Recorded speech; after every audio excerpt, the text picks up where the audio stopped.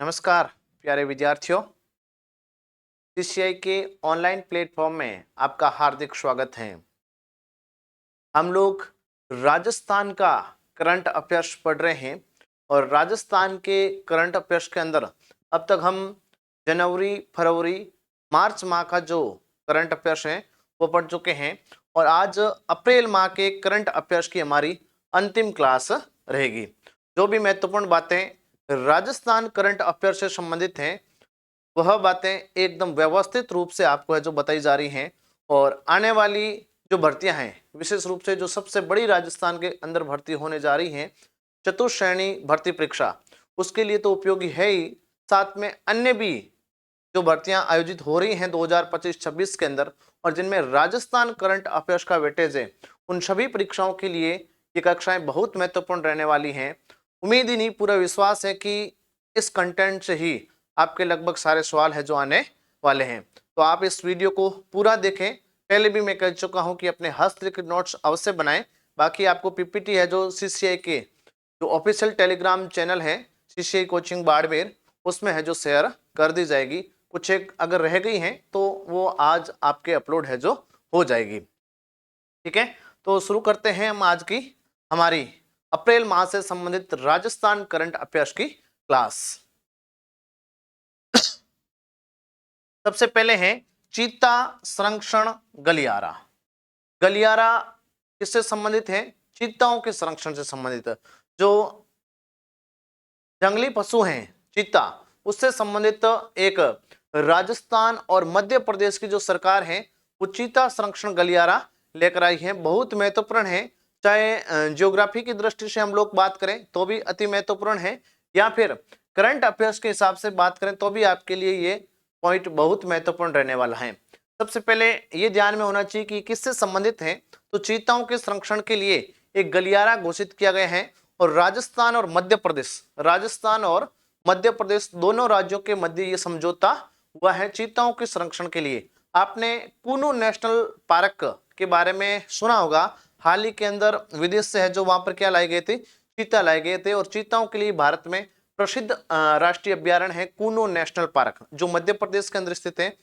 वो राजस्थान और मध्य प्रदेश की सीमा पर स्थित नेशनल पार्क है।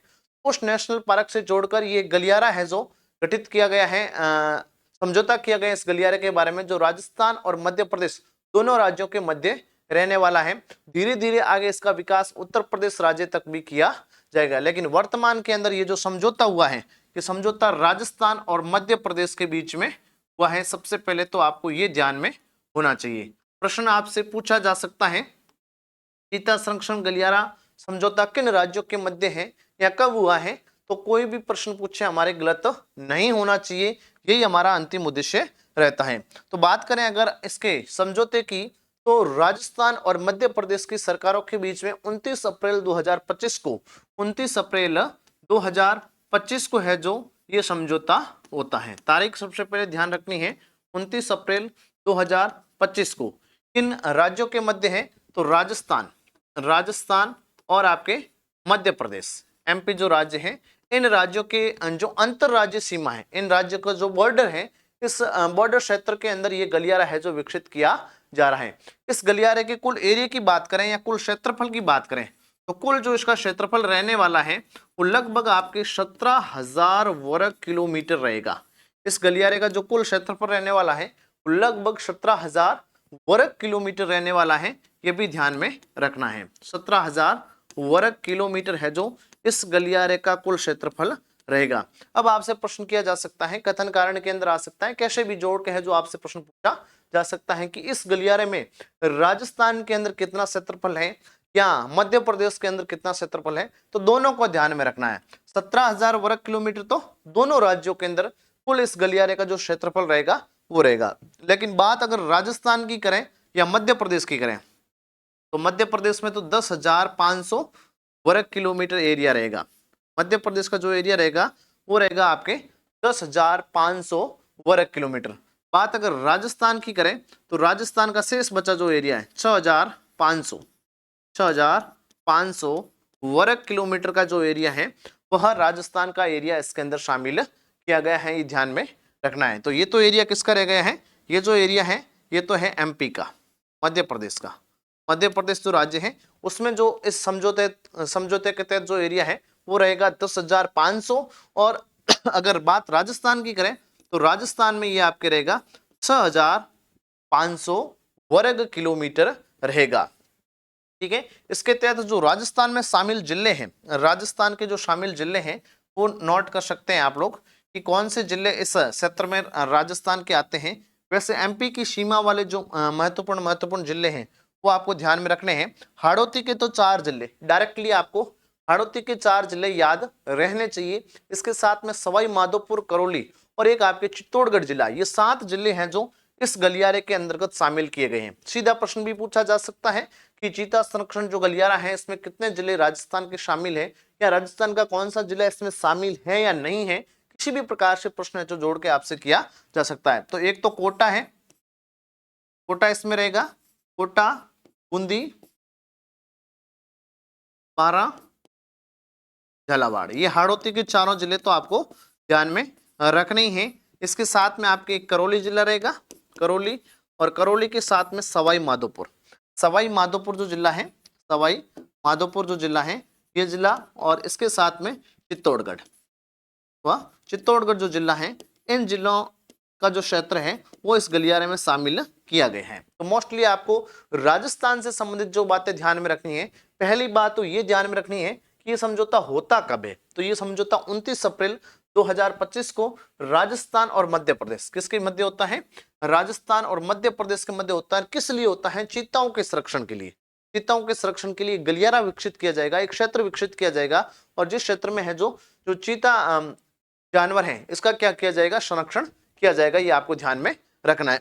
अगर बात करें इसमें कुल क्षेत्रफल की, तो इसका कुल क्षेत्रफल आपके रहने वाला है 17,000 वर्ग किलोमीटर, 17,000 वर्ग किलोमीटर रहने वाला है, जिसमें से 10,500 वर्ग किलोमीटर तो मध्य प्रदेश के अंदर है, और 6,500 वर्ग किलोमीटर क्षेत्र है वो हमारे राजस्थान राज्य के अंदर रहेगा। और राजस्थान के जो 7 जिले हैं जिसमें हाड़ौती के 4 और इसके अलावा आपके करौली है, सवाई माधोपुर है और जो चित्तौड़गढ़ जिला है, इन जिलों का क्षेत्र इसमें शामिल किया गया है। तो बहुत अच्छे से आपको ये बात समझ में आ गई होगी, और बहुत महत्वपूर्ण रहने वाला है आपकी परीक्षा की दृष्टि से भी, मेरे हिसाब से बहुत महत्वपूर्ण ये रहने वाला है।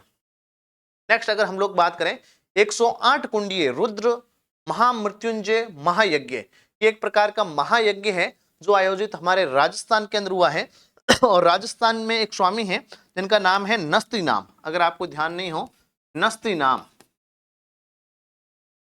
नस्ती नाम या नस्तीनाथ करके एक स्वामी जी हुए हैं, और उन स्वामी जी के द्वारा ये 108 कुंडी जो रुद्र महामृत्युंजय महायज्ञ है इसका आयोजन राजस्थान के कोटपुतली के अंदर किया गया।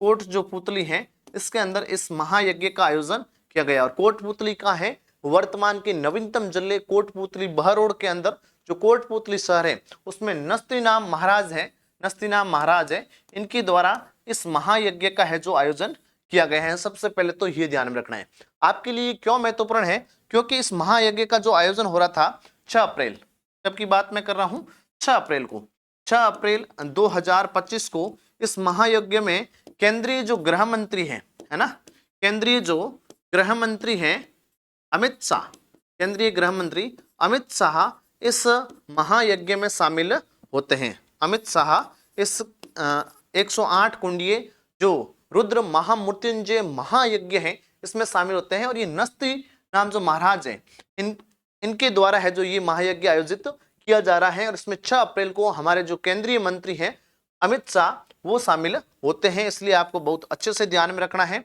और अगर बात करें तो अमित शाह ने इनके जो 4 मार्ग हैं, जो 4 सिद्धांत हैं नस्ती नाम के, उन 4 सिद्धांतों के पालन करने की भी बात इस महायज्ञ के अंदर करी है। बाकी ज्यादा विशेष कुछ बातें इसके अंदर नहीं है, लेकिन आपको ध्यान में रखना है। इसके बाद में है प्रकृति संरक्षण अभियान, प्रकृति संरक्षण की जगह परीक्षण करना, संरक्षण नहीं है परीक्षण अभियान है। सबसे पहले तो ये ध्यान रखना है ये प्रकृति संरक्षण नहीं प्रकृति परीक्षण अभियान है, ठीक है। प्रकृति परीक्षण अभियान, एक बात तो ये ध्यान में रखनी, ये भी महत्वपूर्ण है, थोड़ा सा आप ध्यान में रखेंगे। अप्रैल के अंदर ये चर्चा में क्यों रहा है, प्रकृति जो परीक्षण अभियान है ये केंद्र सरकार के द्वारा संचालित है। सबसे पहले तो आपको ये बात ध्यान में रखनी है, ये जो अभियान है ये किसके द्वारा संचालित है, सबसे पहले ये ध्यान रखना है, ये अभियान केंद्र सरकार का अभियान है। और इस अभियान के तहत इस अभियान के प्रथम चरण में, इस अभियान के प्रथम चरण के अंदर, है ना, इस अभियान के प्रथम चरण के अंदर राष्ट्रीय आयुर्वेद संस्थान है राजस्थान के अंदर, राष्ट्रीय आयुर्वेद संस्थान, राष्ट्रीय आयुर्वेद जो संस्थान है, इस संस्थान को क्या दिया गया है, प्रथम पुरस्कार दिया गया है। ये जो राष्ट्रीय आयुर्वेद संस्थान है ये हमारे राजस्थान के जयपुर के अंदर है, और इस संस्थान को क्या दिया गया है, इस प्रकृति परीक्षण अभियान में प्रथम पुरस्कार दिया गया है। प्रथम जो पुरस्कार है वो दिया गया है इस संस्था के द्वारा। प्रकृति जो परीक्षण अभियान है इसमें भारत के अंदर महत्वपूर्ण भूमिका निभाई है, इसलिए केंद्र सरकार के द्वारा अप्रैल 2025 में इस अभियान के प्रथम चरण के लिए है जो राष्ट्रीय आयुर्वेद संस्थान है, इसको क्या दिया गया है, प्रथम पुरस्कार दिया गया है। और ये जो राष्ट्रीय आयुर्वेद संस्थान है इसके बारे में और अगर अतिरिक्त बात ध्यान रखनी है तो इसके जो कुलपति हैं वो हैं डॉक्टर संजीव शर्मा, बस ये बात भी थोड़ी सी नोटेट भले आप कर लेना। इसके जो कुलपति हैं, क्या है ये, कुलपति हैं, ठीक है ना, वो कौन है, आपके डॉक्टर संजीव शर्मा, कुलपति।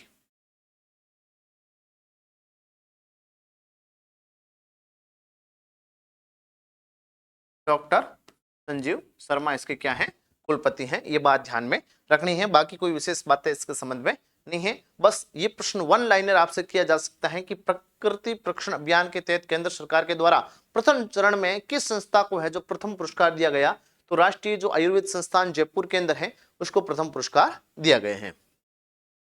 नेक्स्ट है हमारे नगर निकाय के जो जनप्रतिनिधि हैं, नगर निकाय के जो जनप्रतिनिधि हैं इनके मानदेय के अंदर वृद्धि की गई है, इनके मानदेय के अंदर क्या की गई है, वृद्धि की गई है। किसके द्वारा की गई है, तो राज्य सरकार के द्वारा, राजस्थान की जो राज्य सरकार है इसके द्वारा क्या किया गया है, अप्रैल 2025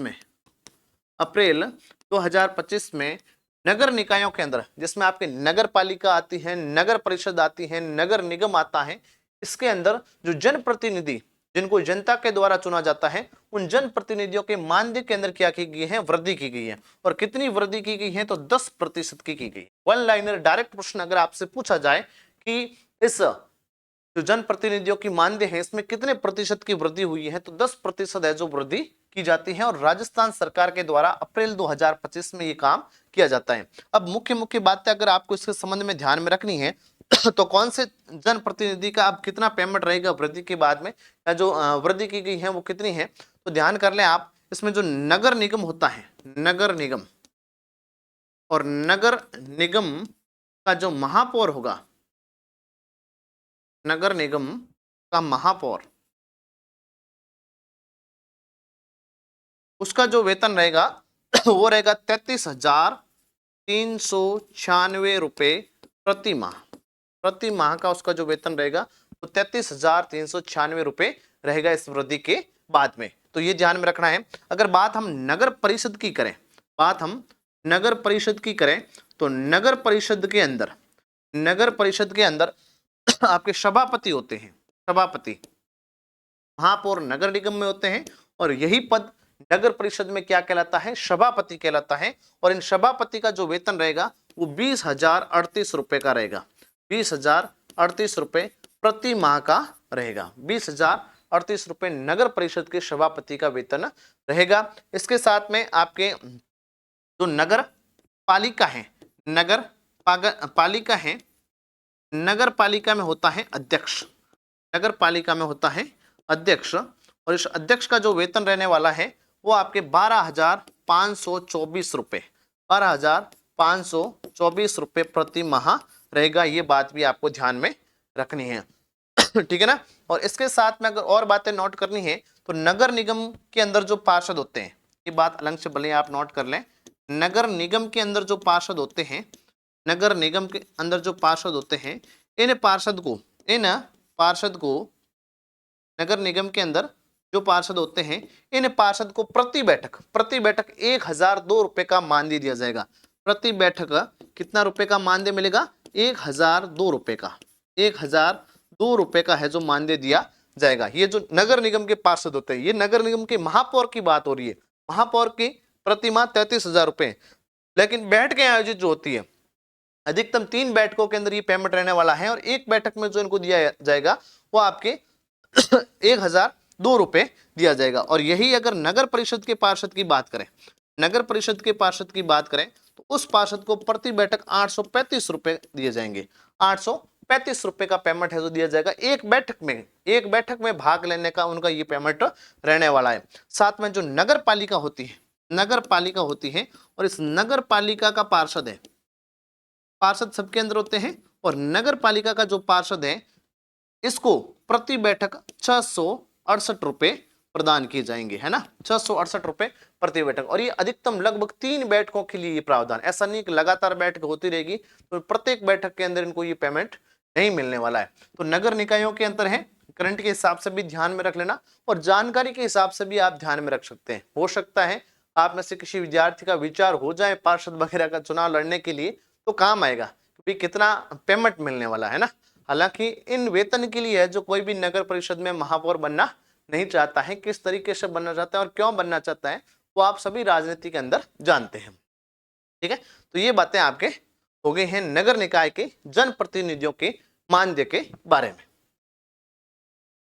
नेक्स्ट है आपके बंदी पशु परियोजना। बंदी पशु परियोजना की हम लोग बात करेंगे। क्या है ये बंदी जो पशु परियोजना है, क्या इसका उद्देश्य है? तो सबसे पहले तो हम देख लेते हैं इसका उद्देश्य। अप्रैल माह के अंदर इस परियोजना को घोषित किया जाता है, और इस जो परियोजना है, ये जो बंदी पशु, नाम से स्पष्ट है, बंदी बनाए हुए पशु होते हैं जो चिड़ियाघर में होते हैं या जो बायोलॉजिकल पार्क के अंदर होते हैं, उन पशुओं के संरक्षण से संबंधित ये परियोजना है। और अगर मैं सीधी बात में आपको बताऊं कि ये परियोजना क्या है, तो इस योजना के तहत आप में से कोई या अन्य कोई व्यक्ति है जो पशुओं को गोद लेना चाहता है। कौन से पशु? जो चिड़ियाघर के अंदर रहते हैं, जो बायोलॉजिकल पार्क के अंदर रहते हैं, वो इस योजना के तहत है जो इन पशुओं को क्या कर सकते हैं, गोद ले सकते हैं। मेन जो बात है मुद्दे की, वो इस योजना से संबंधित यही बात है। तो हाल ही के अंदर अप्रैल में ये चर्चा में रही है, तो इसलिए आपसे पूछा जा सकता है, आपको ध्यान में रखना है। सबसे पहले अगर इसके उद्देश्य की बात करें, तो सामान्य सी बात है कि ऐसी जो भी योजनाएं पशुओं से संबंधित होगी या वन्य जीवों से संबंधित होगी, उसका उद्देश्य होगा वन्य जीवों का संरक्षण। तो इसका जो उद्देश्य है वो तो आपके हैं वन्य जीवों का क्या है, संरक्षण करना इसका उद्देश्य है। सबसे पहली बात तो आपको ये ध्यान में रखनी है कि इसको क्यों प्रारंभ किया गया है। तो वन्य जीवों के संरक्षण के लिए, वन्य जीवों के संरक्षण के लिए इसको प्रारंभ किया गया है, और इसका मुख्य ध्येय, इसका उद्देश्य है वो यही है। अब इसके तहत क्या होगा? तो इसके तहत क्या करना है, इसके तहत आपके कोई आम आदमी है, कोई भी इसके तहत आमजन जो भी हैं, उन आमजन को इसके तहत जो आमजन है वो चिड़ियाघर, अभी मैंने बताया था चिड़ियाघर है या बायोलॉजिकल पार्क है बायोलॉजिकल पार्क, लॉजिकल जो पार्क हैं, इस पार्क में, इन पार्क के अंदर पार्क के जो वन्य जीव हैं, इन वन्य जीवों को क्या कर सकते हैं, गोद ले सकते हैं। इन वन्य जीवों को क्या कर सकते हैं, वन्य जीवों को गोद ले सकते हैं, गोद ले सकते हैं, ले सकते हैं। गोद में आपको समझ में आ गया होगा, हमारे मारवाड़ी के अंदर बोला जाता है खोड़ो, है ना, कि मैंने खोड़े लियो। खोड़े लेने का मतलब गोद, हम गोद को मारवाड़ी में खोड़ा ही बोलते हैं कि भाई आ रहा खोड़ा है ना। तो ये क्या है, ये गोद लेने की परंपरा क्या है कि इन जीवों को संरक्षण देने के लिए, ये जो वन्य जीव है इनको संरक्षण प्रदान करने के लिए, जो भी चिड़ियाघर के अंदर हैं या बायोलॉजिकल पार्क में जो वन्य जीव हैं, जो भी पशु हैं, उनको संरक्षण प्रदान के लिए ये आपके बंदी जो पशु परियोजना है इसको प्रारंभ किया गया है। ठीक है, के बाद में है वैदिक संस्कार व शिक्षा बोर्ड। बहुत महत्वपूर्ण है मेरे हिसाब से, हो सकता है प्रश्न आपके इसके बारे में पूछ लिया जाए, क्योंकि वैदिक संस्कार व शिक्षा बोर्ड जो है इसका गठन हाल ही के अंदर अप्रैल माह में 16 अप्रैल को है जो राज्य सरकार के द्वारा किया गया है। तो नया बोर्ड है जिसका गठन किया गया है, तो हो सकता है आपको इस के बारे में प्रश्न डायरेक्ट पूछ लें कि इसका गठन कब किया गया है, या इसके वर्तमान अध्यक्ष कौन है, या इसमें कितने सदस्य होते हैं, या इनका कार्यकाल कितना होता है, कोई भी बात है जो घुमा फिरा के आपसे पूछी जा सकती है। लेकिन हमारी तैयारी ऐसी होनी चाहिए और हमारा कंटेंट भी ऐसा होना चाहिए कि प्रश्न कहीं से भी कैसा भी पूछे तो वो आपके काम का हो और आप उसे आराम से कर सकते हो, और यही मेहनत हम आपके लिए कर रहे हैं। ठीक है, तो वैदिक संस्कार अगर बोर्ड की बात करें तो सबसे पहले हम लोग बात करेंगे इसके गठन की। इसके गठन की, तो इसका जो गठन है वो आपके किया जाता है 16 अप्रैल को। 16 अप्रैल 2025। 16 अप्रैल 2025 को क्या किया जाता है, इसका गठन किया जाता है और राज्य सरकार के द्वारा किया जाता है। सामान्य सी बात है, राजस्थान के अंदर है और तो कौन करेगा, राज्य सरकार ही काम करेगी, तो राज्य सरकार के द्वारा इसका क्या किया गया है, गठन किया गया है। सबसे पहली बात तो ये ध्यान में रखनी है, और 16 अप्रैल 2025 को है जो इसका गठन किया जाता है। बात अगर दूसरी करें तो इसके कुल सदस्य, इसके कुल सदस्य संख्या आपसे पूछी जा सकती है। तो इसके गठन के बाद इसमें जो कुल सदस्य निर्धारित किए गए हैं वो कुल सदस्यों की संख्या आपके रहेगी 22। ये ध्यान में रखना है, इसमें कुल सदस्य कितने रहने वाले हैं, 22 सदस्य रहने वाले हैं, और इसमें 22 में से 12 सदस्य तो आपके सरकारी रहेंगे, 12 सरकारी सदस्य क्या रहेंगे, सरकारी सदस्य रहेंगे, प्लस आपके जो 10 सदस्य हैं ये गैर सरकारी रहने वाले हैं, सरकारी सदस्य नहीं होंगे, इनको राज्य सरकार के द्वारा नियुक्त किया जाएगा, ये ध्यान में रखना है।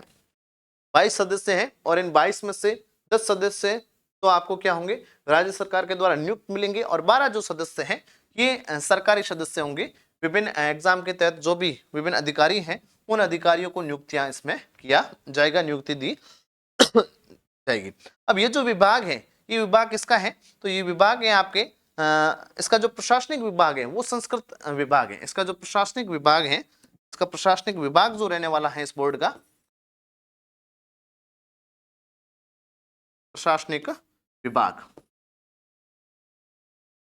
का जो प्रशासनिक विभाग रहेगा वो रहेगा आपके संस्कृत शिक्षा विभाग। संस्कृत शिक्षा विभाग जो है वो इसका प्रशासनिक विभाग रहने वाला है, ये बात भी आप अच्छे से ध्यान में रखना। बात करें अगर इनकी कार्यकाल की, कितना कार्यकाल रहेगा इसमें, तो कार्यकाल रहने वाला है आपके 3 वर्ष का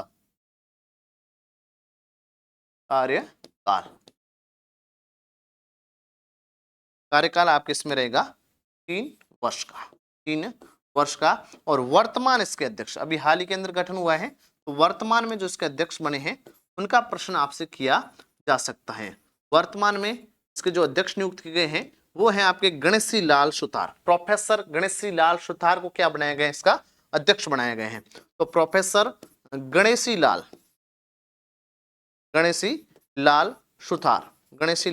सुतार आपके इस वैदिक संस्कार एवं शिक्षा बोर्ड के वर्तमान अध्यक्ष हैं, और कुल सदस्य कितने नियुक्त किए जा सकते हैं, 22 किए जा सकते हैं, और उसमें जो आपके अध्यक्ष चुने गए हैं वो प्रोफेसर गणेशी लाल सुतार को है जो चुना गया है। ठीक है, नेक्स्ट है हमारा दक्षिणी पश्चिमी कमांड का स्थापना दिवस। दक्षिणी पश्चिमी सेना की कमांड है उसका स्थापना दिवस हाल ही के अंदर राजस्थान के अंदर मनाए गए हैं। तो बहुत अच्छे से आपको ये बात ध्यान रखनी है। देखो कभी कभार क्या लगभग हर एग्जाम के अंदर जहां करंट का वेटेज अच्छा होता है वो आपके एक सेना से संबंधित, चाहे कोई युद्धाभ्यास आपसे पूछा जाता है या कुछ न कुछ बात है जो करंट की पूछी जाती है। देखो करंट का जो रेशियो रहता है, जो मेरी समझ के अनुसार जो रेशियो रहता है उसमें आपके जैसे खेल का एक प्रश्न रहता ही रहता है ना, खेल का एक प्रश्न रहता है तो खेल को वेटेज करंट के अंदर दिया जाता है। उसके बाद में किसको दिया जाता है, कोई नवीन नियुक्ति हुई है, आपके अधीनस्थ सेवा चयन बोर्ड तो नवीन नियुक्ति को बहुत प्रायोरिटी देता है ना, सबसे पहले उसको ही प्रायोरिटी देता है, उसमें चाहे कोई भी अध्यक्ष बना हो कुछ भी बना हो वो चीज है। और उसके बाद में मैंने जो आपके अधीनस्थ सेवा चयन बोर्ड के प्रश्न देखे हैं उसमें एक आपके रहते हैं पुरस्कारों के प्रश्न भी बहुत अच्छे पूछे जाते हैं, पुरस्कारों के प्रश्न भी पूछे जाते हैं, तो ये ध्यान में रखने हैं। और चर्चित जो व्यक्ति उसमें रहते हैं उनके प्रश्न हमेशा पूछे जाते हैं। जहां ज्यादा करंट का अधिक वेटेज होगा वहां ऐसे प्रश्न भी आपको देखने को मिल सकते हैं, इसलिए ये भी बहुत महत्वपूर्ण है। दक्षिणी पश्चिमी कमांड का जो स्थापना दिवस है इसके बारे में तो ये जो स्थापना दिवस है ये कब मनाया गए हैं ये ध्यान रखेंगे, और कौन सा स्थापना दिवस रहा है। तो अगर स्थापना दिवस की बात करें तो ये दक्षिणी पश्चिम का 21वां स्थापना दिवस है। सबसे पहले तो ये ध्यान रखना है, 21वां स्थापना दिवस है। और इस दिवस का जो आयोजन किया जाता है वो किया जाता है 14 अप्रैल को। 14 अप्रैल इस अप्रैल महीने के करंट अफेयर्स में बहुत महत्वपूर्ण तारीख पे मानता हूं। आपने पिछली क्लास के अंदर अम्बेडकर संबल योजना हो या अन्य बहुत सारी योजनाएं ऐसी जो आपने देखी थी, वो लगभग 14 अप्रैल को शुरू हो रही थी, है ना। और 14 अप्रैल को अम्बेडकर जयंती तो मनाते हैं, साथ में 14 अप्रैल राजस्थान में इस बार करंट के अफेयर्स के हिसाब से बहुत महत्वपूर्ण आपके रहा है। बहुत सारे ऐसे चीज हैं, बहुत सारे इवेंट हुए जो यहाँ से 12 से 14 अप्रैल तक चले हैं या 11 से 14 अप्रैल तक चले हैं, तो ऐसे इवेंट भी चले हैं। तो ये तारीख आपकी कहीं ना कहीं अप्रैल माह के अंदर घूमी है चारों ओर से, है ना, बीच की तारीख भी है लगभग, तो इसलिए ध्यान में रखना है। 14 अप्रैल को क्या हुआ है, इसका आपके स्थापना दिवस का आयोजन किया गया है। और 21वां स्थापना दिवस 14 अप्रैल 2025 को कहाँ किया गया है, राजस्थान के जयपुर के अंदर, राजस्थान के जयपुर के अंदर। क्योंकि ये कमांड कहाँ की है, दक्षिणी पश्चिमी कमांड है ना, दक्षिणी पश्चिमी कमांड है। और ये भारतीय सेना की, ये भारतीय सेना की अगर बात करें तो ये भारतीय सेना की 7वीं कमांड है ना, भारतीय सेना की 7वीं कमांड है। ये जो दक्षिणी पश्चिमी कमांड है ये भारतीय सेना की कौन सी कमांड है, 7वीं कमांड है। एक तो ये बात ध्यान में रखनी है। और ये जो कमांड है ये सबसे युवा कमांड भी है, युवा कमांड भी है, ये भी ध्यान रखना है। ये भारत की सबसे युवा कमांड है, भारतीय सेना की 7वीं कमांड है, दक्षिण पश्चिमी कमांड। तो ये बातें आपको ध्यान में रखनी है। अगर बात इसकी स्थापना की कर लें तो इसकी स्थापना आपके 2007 में की जाती है। अब आपके लिए जो महत्वपूर्ण बात क्या है, महत्वपूर्ण बात यह है कि कौन सा स्थापना दिवस मनाए गए हैं, कब मनाए गए हैं और कहाँ मनाए गए हैं। तो 21वां स्थापना दिवस मनाए गए हैं 14 अप्रैल को मनाया गए हैं और जयपुर जिले के अंदर मनाया गया है। तो ये बातें आपको अच्छे से ध्यान में रखनी है।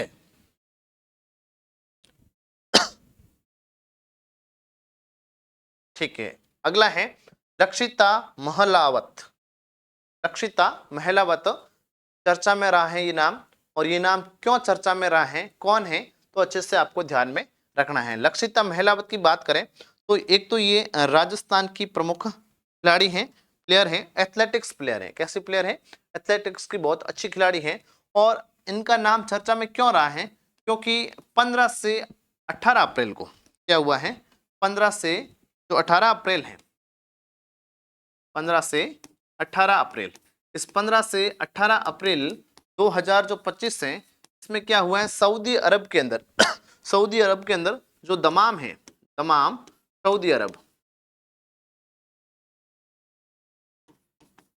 दमाम सऊदी अरब में 6वीं एशियन अंडर 18, दमाम सऊदी अरब में 6वीं एशियन अंडर 18 ना, under 18 athletics championship, athletics championship है ना, एथलेटिक्स चैंपियनशिप, एथलेटिक्स चैंपियनशिप का आयोजन किया गया था। और इस आयोजन में ये हमारे जयपुर की चैंपियनशिप में है ना, ये जो चैंपियनशिप आयोजित हुआ है, इस चैंपियनशिप में जयपुर की, जयपुर राजस्थान, जयपुर की लक्षिता महलावत, लक्षिता महलावत ने कांस्य पदक जीता है। कैसा पदक जीता है, ने कांस्य पदक जीता है, कांस्य पदक जीता है ना। तो ये बात आपको ध्यान में रखनी है। 6वीं एशियन अंडर जो 18 एथलेटिक्स चैंपियनशिप आयोजित हुई है, इस चैंपियनशिप के अंदर, इस चैंपियनशिप में लक्षिता महलावत जो राजस्थान के जयपुर की है, उन्होंने क्या जीता है, कांस्य पदक जीता है। और 41.5 के स्कोर के साथ में इन्होंने क्या जीता है, कांस्य पदक जीता है। तो इनका नाम इसलिए आपको अच्छे से ध्यान में रखना। देखो ये छोटे छोटे जो कांस्य पदक वाले खिलाड़ी होते हैं, अब बोर्ड ने क्या किया, यही प्रश्न पूछते हैं, है ना, सोने वाले प्रश्न पूछने बंद कर दिए हैं, तो इसलिए ये वेरी इंपॉर्टेंट है। अगला है खेलो इंडिया वुमेन नेशनल रैंकिंग तीरंदाजी। नेशनल रैंकिंग तीरंदाजी का आयोजन राजस्थान के अंदर किया गया था, तो उसके संबंध में हो सकता है आपसे प्रश्न कर दिया जाए, इसलिए इसका आयोजन का एक तो आप अच्छे से ध्यान में रखेंगे। आयोजन, इसका जो आयोजन है वो होता है 18-19 अप्रैल को। 18 से 19 जो अप्रैल है, इस 18 से 19 अप्रैल को जगतपुरा जयपुर में इसका आयोजन किया जाता है। जगतपुरा जयपुर राजस्थान, जगतपुरा जयपुर के अंदर है जो इसका आयोजन किया जाता है। और इसके अगर संस्करण की बात करें, है ना, इसका जो संस्करण है वो दूसरा है, संस्करण दूसरा। और अगर आयोजनकर्ता आपसे पूछ लें, आयोजनकर्ता, आयोजनकर्ता तो राजस्थान तीरंदाजी संघ, राजस्थान तीरंदाजी संघ, राजस्थान तीरंदाजी संघ के द्वारा इसका क्या किया गया है, आयोजन किया गया है। बस इतनी सी बात आपको ध्यान रखनी है। इसमें विभिन्न इवेंट हुए थे, सब जूनियर हुआ था, जूनियर हुआ था, सीनियर हुआ था, है ना। इन सभी इवेंटों के अंदर क्या है, नेशनल रैंकिंग तीरंदाजी जो प्रतियोगिता है खेलो इंडिया वुमेन की महिला वर्ग के अंदर, इसका आयोजन 18 व 19 अप्रैल को 18 व 19 अप्रैल को जगतपुरा जयपुर के अंदर इसका आयोजन किया जाता है। एक बात तो ये आपको अच्छे से ध्यान में रखनी है, ठीक है। जयपुर के अंदर आयोजन होता है, संस्करण इसका दूसरा है, और राजस्थान तीरंदाजी संघ के द्वारा इसका आयोजन किया गया है। अगला नाम है अनुराग मालू। अनुराग मालू, ये भी नाम चर्चा के अंदर रहा है। क्यों चर्चा में रहा है, जानना बहुत जरूरी है। बात करें अनुराग मालू की, तो ये राजस्थान के किशनगढ़ के हैं। सबसे पहले आपको ध्यान में रखना चाहिए कि राजस्थान के किशनगढ़ अजमेर शहर है, इस शहर के अनुराग मालू संबंधित व्यक्ति हैं। और अगर बात करें ये चर्चा में क्यों है, तो वर्ल्ड इकोनॉमिक जो फोरम है, world economic forum, economic forum के द्वारा, है ना, वर्ल्ड इकोनॉमिक फोरम के द्वारा वर्ष 2025 के लिए, वर्ष 2025 के लिए अनुराग मालू को क्या किया गया है, ग्लोबल लीडर बनाया गया है। Young global leader, young global leader, young global leader बनाया गया है। बहुत महत्वपूर्ण है, डायरेक्ट प्रश्न आपसे पूछा जा सकता है कि या तो डायरेक्ट नाम आएगा कि हाल ही के अंदर जो वर्ल्ड इकोनॉमिक फोरम है उसने वर्ष 2025 के लिए यंग ग्लोबल लीडर किसे बनाया गया है, तो अनुराग मालू को बनाया गया है। राजस्थान से संबंधित है, राजस्थान के किशनगढ़ से संबंधित है, इसलिए आपसे प्रश्न पूछने की गुंजाइश 100% यहाँ से रहती है, ठीक है। क्यों बनाए गए हैं, क्योंकि विभिन्न क्षेत्रों के अंदर, विश्व में विभिन्न क्षेत्रों के अंदर इनका क्या है, योगदान रहा है। चाहे वो सामाजिक क्षेत्र हो, चाहे वो आर्थिक क्षेत्र हो, तो उन प्रत्येक क्षेत्र के अंदर क्या रहा है, अनुराग मालू का योगदान रहा है। इसलिए इनको वर्ल्ड इकोनॉमिक जो फोरम है उनके द्वारा वर्ष 2025 का यंग, सबसे युवा ग्लोबल लीडर है, विश्व के सबसे युवा लीडर के रूप में इनको क्या किया गया है, नियुक्त किया गया है वर्ष 2025 के लिए।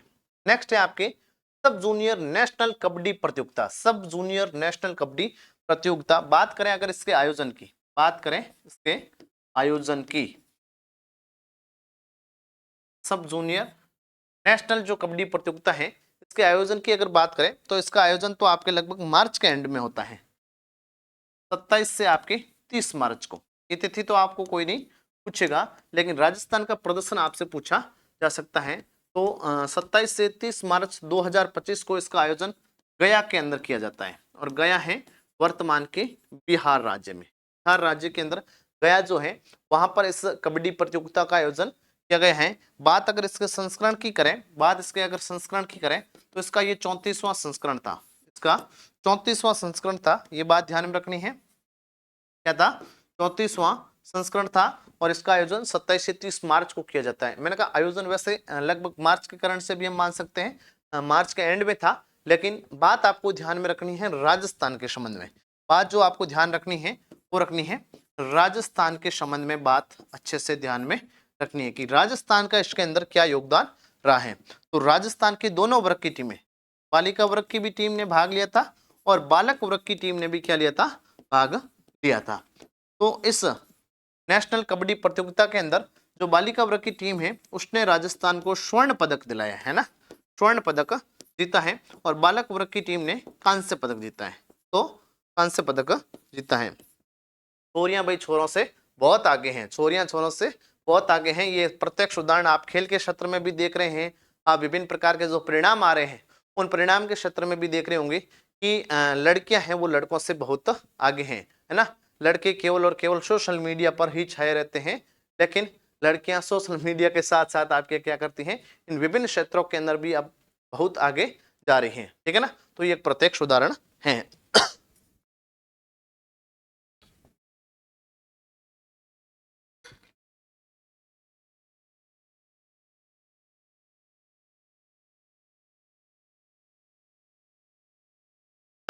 नेक्स्ट देखते हैं।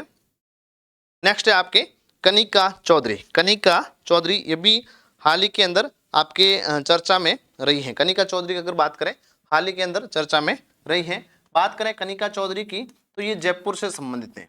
सबसे पहले तो आपको ध्यान में रखना है कि ये जयपुर जिले से संबंधित है, जयपुर जिले से संबंधित है। और क्यों चर्चा में रही हैं, क्योंकि इन्होंने हाल ही के अंदर 400 आईटीएफ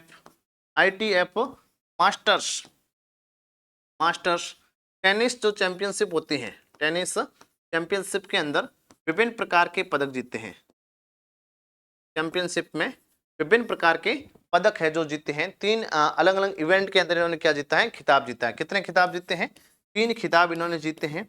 और 3 खिताब अलग अलग इवेंट के अंदर जीते हैं, जैसे एकल के अंदर भी जीता है और युगल के अंदर भी जीता है और मिक्स युगल के अंदर भी इन्होंने क्या जीता है, खिताब जीता है। तो ये बात आप अच्छे से ध्यान रखेंगे। हो सकता है वन लाइनर के अंदर अगर आपसे प्रश्न कर दिया जाए कनिका चौधरी के बारे में तो अच्छे से आपको मालूम होना चाहिए कि कनिका चौधरी का है, जयपुर की है। और 400 आईटीपी मास्टर्स जो टेनिस प्रतियोगिता है, इस प्रतियोगिता में इन्होंने क्या किया है, 3 अलग अलग खिताब जीते हैं। 3 अलग अलग खिताब है जो जीते हैं, ये ध्यान में रखना है, ठीक है। नेक्स्ट है हमारा राज्य स्तरीय कैरम चैंपियनशिप। राज्य स्तरीय कैरम चैंपियनशिप, अब दिखा तो राज्य स्तरीय है, लेकिन हो सकता है कि प्रश्न आपसे पूछ लिया जाए। तो सबसे पहले हम लोग बात करते हैं इसके आयोजन की, के आयोजन की। कैरम चैंपियनशिप है ना। तो इसका जो आयोजन है वो किया गया है आपके 12 से 14 अप्रैल को। 14 तारीख अप्रैल में बहुत कम छूट रही है, मैं पहले से ही बोल रहा हूँ। 12 से 14 अप्रैल 2025 को इसका आयोजन राजस्थान के टोंक जिले में किया गया है। राजस्थान के टोंक जिले में किया गया है और लगभग राजस्थान के 12 जिलों से, लगभग राजस्थान के 12 जिलों से 100+ खिलाड़ियों ने इसके अंदर क्या लिया है, भाग लिया है। खिलाड़ियों ने इसके अंदर क्या लिया है, भाग लिया है। और इसमें जो विजेता रहे हैं, विजेता जो रहे हैं वो रहे हैं आपके फजल अहमद। फजल अहमद क्या रहे हैं, इसमें आपके विजेता रहे हैं। फजल अहमद कहाँ के हैं, जयपुर के हैं, जयपुर के हैं। और राज्य स्तरीय कैरम जो चैंपियनशिप है इसमें विजेता फजल अहमद रहे हैं। डायरेक्ट प्रश्न भी वन लाइनर में भी आपसे पूछा जा सकता है। राज्य स्तरीय है, ध्यान रखना। कैरम से आप सभी लोग समझते हैं, है ना। निकमा होता है कैरम बोर्ड ही खेलता, पहले खेलता नहीं खेलता, लेकिन वो गेम एक सामान्य स्थिति में आप खेलते थे। लेकिन ये जो प्रतियोगिता आयोजित हुई है, ये सामान्य न होकर एक विशेष राज्य स्तरीय कैरम चैंपियनशिप है। और इसमें जो फजल अहमद है वो आपके विजेता रहे हैं, ये आपको ध्यान में रखना है, ठीक है। और अगला जो नेक्स्ट हम देखते हैं राष्ट्रीय आरोग्य मेला। राष्ट्रीय आरोग्य मेला, अब ये भी आयुर्वेद से संबंधित एक प्रकार का मेला है, तो थोड़ा सा ध्यान में रख लेना। हो सकता है कि वन लाइनर आपसे प्रश्न किया जाए तो हमारे ये भी छूटना नहीं चाहिए। तो हम बात कर लेते हैं इसके आयोजन की, है ना। इसका जो आयोजन है वो किया जाता है आपके 11 से लगभग 14 अप्रैल को। 11 से 14 अप्रैल 2025 को, 11 से 14 अप्रैल 2025 को जयपुर राजस्थान के अंदर इसका आयोजन किया जाता है। राजस्थान के जयपुर जिले के अंदर क्या होता है, इसका आयोजन होता है। अगर बात हम लोग इसके उद्देश्य की करें, इसका जो उद्देश्य है इसके संबंध में बात करें तो इसका उद्देश्य है आयुर्वेद के प्रति, है ना, आयुर्वेद के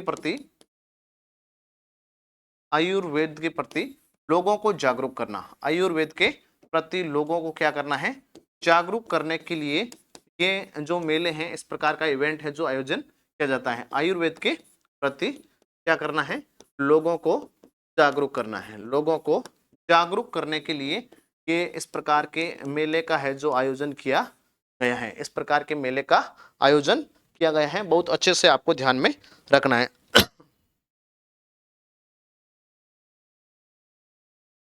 ठीक है। All India Brahmayug open squash championship, all India Brahmayug open squash championship है, इसके बारे में आप लोगों को थोड़ा सा नॉर्मली ध्यान में रख लेना। अगर बात इसके आयोजन की करें, बात इसके आयोजन की करें तो इसका आयोजन आपके होता है 18 से 22 अप्रैल को, 18 से 22 अप्रैल, 18 से 22 अप्रैल 2025 को इसका आयोजन गुवाहाटी के अंदर होता है, गुवाहाटी, और गुवाहाटी का है असम में, गुवाहाटी असम में है जो इसका आयोजन किया जाता है। अब गुवाहाटी असम में हुआ है, all India Brahmayug open squash championship है, तो इसका हमारा क्या लेना देना है, हमारे लिए इसलिए महत्वपूर्ण है कि राजस्थान के जो अवलोकित सिंह है ना, अवलोकित सिंह है, उन्होंने बालक वर्ग के अंदर इसमें क्या जीता है, बालक वर्ग के अंदर इसमें आपके पदक जीता है, रजत पदक जीता है। तो ये बात आपको ध्यान में रखनी है कि हम लोग क्यों पढ़ रहे हैं, तो राजस्थान के लिए है ना, राजस्थान के लिए अवलोकित सिंह,